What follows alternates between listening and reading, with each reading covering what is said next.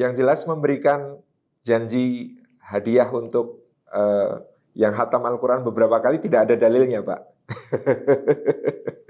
Jadi itu tidak ada dalilnya sama sekali, tidak ada contohnya dari Rasulullah maupun dari para sahabat radhiyallahu anhum ajma'in.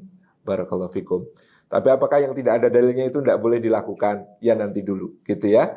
Tentu ada hal-hal yang kemudian bisa kita fahamkan kepada anak kita terlebih dahulu. Makanya target kita sebelum anak berusia 7 tahun itu dalam soal ibadah mereka mendapatkan kesan ibadah itu menyenangkan, ibadah itu indah, ibadah itu nikmat. Itu yang menjadi target ketika anak berusia sebelum 7 tahun. Apa dalilnya? Hadis Nabi SAW, murru auladakum bisalati wahum abna'u sab'i sinin. Perintahkan anak kalian untuk salat pada usianya 7 tahun. Dan kalau pada usia 10 tahun belum mau melaksanakan salatnya, boleh dipukul dengan pukulan yang tidak menyakiti, dengan pukulan yang bukan di wajah, dengan pukulan yang bukan menjatuhkan kehormatan. Itu yang kemudian kita pegangi. Artinya sebelum 7 tahun, ya, ada 2 kurikulum utama yang jauh lebih penting untuk dikenalkan kepada anak daripada menyuruh mereka untuk melaksanakan satu bentuk ibadah. Di mana dalilnya? Di dalam surah Luqman. Sebelum Luqman mengatakan, ya bunayya aqimis salata wa'mur bil ma'rufi wanha 'anil munkari wasbir 'ala ma asabak, inna dzalika min azmil umur.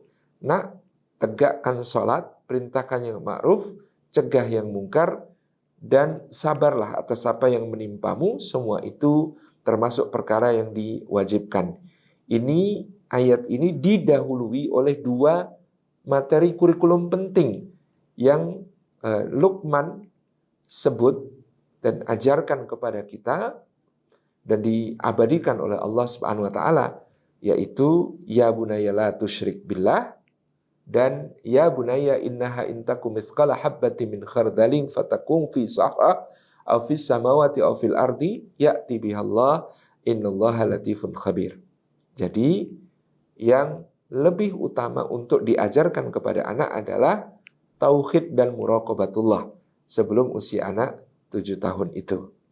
Apa itu tauhid? Mengajarkan kepada mereka bahwa Allah yang menciptakan mereka. Maka hendaklah mereka tidak menyembah selain kepada Allah. Karena menyembah selain Allah, padahal Allah yang menciptakan, itu jelas sebuah kezaliman yang besar. Jadi mengenalkan kepada mereka yang menciptakan matanya mereka adalah Allah. Yang membuat kemudian mereka bisa melihat segala hal yang kemudian ada di alam semesta ini.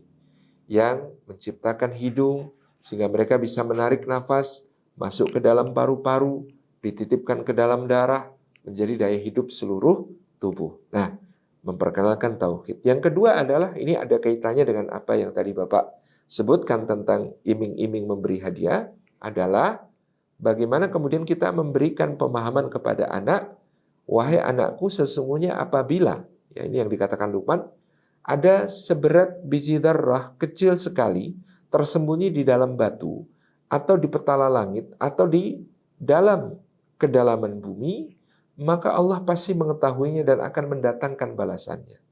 Inilah yang disebut muraqabatullah atau pengawasan Allah kepada anak kita. Jadi yang penting untuk kita sampaikan kepada mereka setelah tauhid adalah, nah, kalau ada hal baik yang mau kamu lakukan, meskipun ayah tidak lihat, nggak bisa ngasih jempol, bunda nggak lihat, nggak bisa ngalih peluk, cium bangga, ustadz nggak lihat, ustadzah nggak lihat, nggak bisa ngasih apresiasi dan pujian, teman-teman nggak lihat, nggak bisa kagum sama kamu, asalkan Allah lihat, lakukan.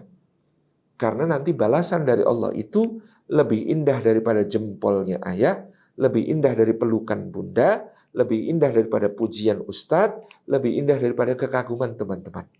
Sebaliknya, nak, kalau kamu melakukan hal yang buruk, meskipun nggak ada ayah yang lihat, yang ayah akan menjewer kamu, nggak ada bunda yang lihat, yang bunda akan memarahi kamu, nggak ada ustadz yang lihat, yang ustadz akan menegur kamu, Nggak ada teman-teman yang lihat, yang teman-teman akan mengolok-olok kamu kalau melakukan hal buruk itu, tapi yakinlah Allah melihat dan Allah pasti akan memberikan balasan yang adil kepadamu. Nak. Jadi ini jauh lebih penting untuk diperkenalkan kepada anak kita daripada memberikan iming-iming hadiah tadi. Nah, bagaimana menyiasati agar kita tetap memberi semangat mereka dengan hadiah? Tidak menjanjikan adalah lebih baik. Memberikan tanpa menjanjikan itu lebih utama, dibarengi dengan memberikan pemahaman kepada anak kita.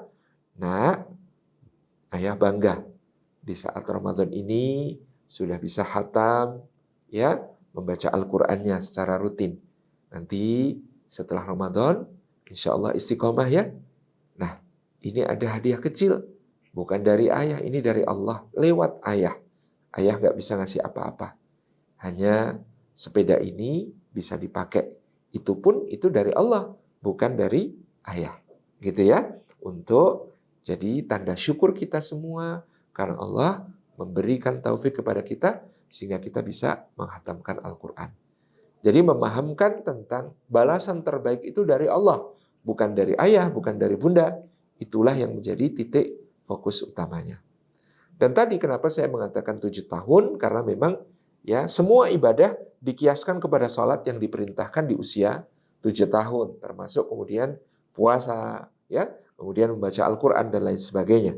Karena memang di saat usia itulah si anak sudah mendapatkan, diharapkan sudah mendapatkan pemahaman tentang tauhid dan muraqabatullah sehingga melaksanakan ibadah itu sesuatu yang indah bagi mereka. Sebelum itu, contoh dari Rasulullah adalah ketika sholat, Umamah binti Abil As digendong, ketika berdiri digendong, ketika rukuk diletakkan, ketika i'tidal diambil lagi, ketika sujud diletakkan lagi, ketika duduk di antara dua sujud, dipangku, dan seterusnya. Bahkan ketika Al-Husain menaiki punggung Nabi SAW yang sedang sujud di Masjid Nabawi mengimami sholat, ya, maka Nabi SAW membiarkan Al-Husain, ya, cucu beliau untuk ya bermain kuda-kudaan sampai puas.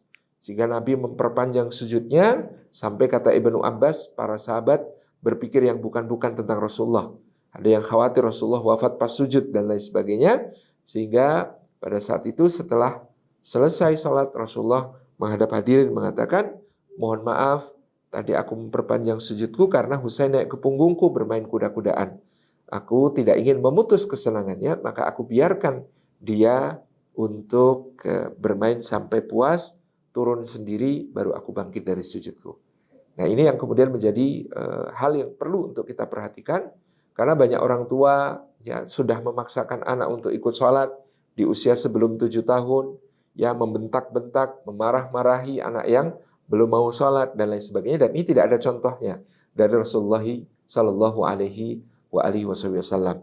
Apalagi di tengah sholat memarahi gitu ya, ketika diganggu anaknya dalam sholat marah-marah, atau bahkan sambil sholat bisa nyubit anaknya gitu ya.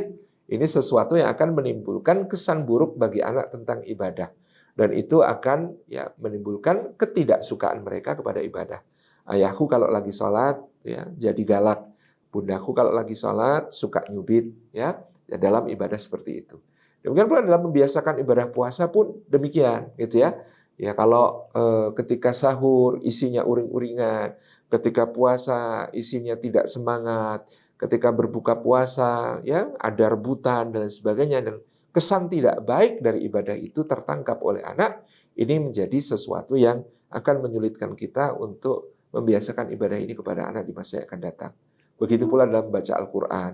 Kalau membaca Al-Quran itu berat, sulit, dibentak-bentak, disalah-salahin, dimarah-marahin, tentu ini akan menjadi sesuatu yang berat bagi mereka. Tapi itu sampai usia 7 tahun. Begitu usia 7 sampai 10 adalah usia untuk mendisiplinkan ibadahnya. Itu memang usia yang tadi disebutkan oleh Nabi SAW.